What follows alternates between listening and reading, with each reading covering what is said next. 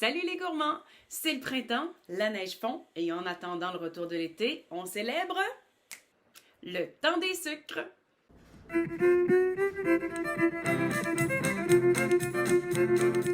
Savais-tu que le Québec produit 72% de la production mondiale de sirop d'érable? On peut en être fier.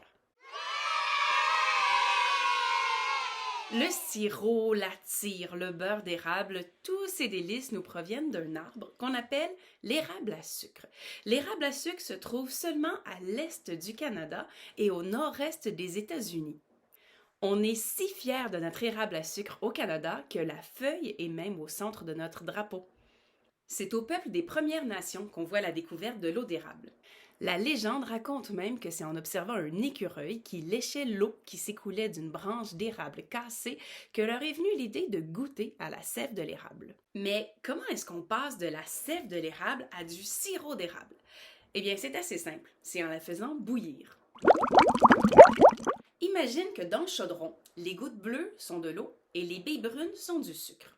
Si on chauffe la sève, les gouttes d'eau vont s'évaporer, c'est-à-dire qu'elles vont s'envoler dans les airs, alors que les billes de sucre vont rester dans le chaudron. Plus on fait bouillir longtemps, moins il y a d'eau et plus il y a de sucre. Question quiz.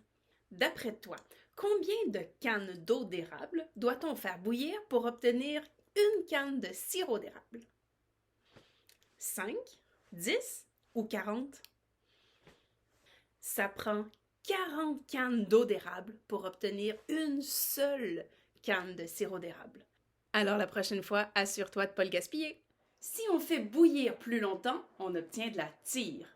Sauf si on la refroidit en la fouettant. Alors ça devient du beurre d'érable.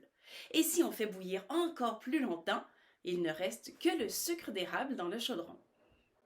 Voilà, maintenant tu connais tous les secrets de l'érable. Je te souhaite un bon temps des sucres. En caravane, allons à la cabane, oh,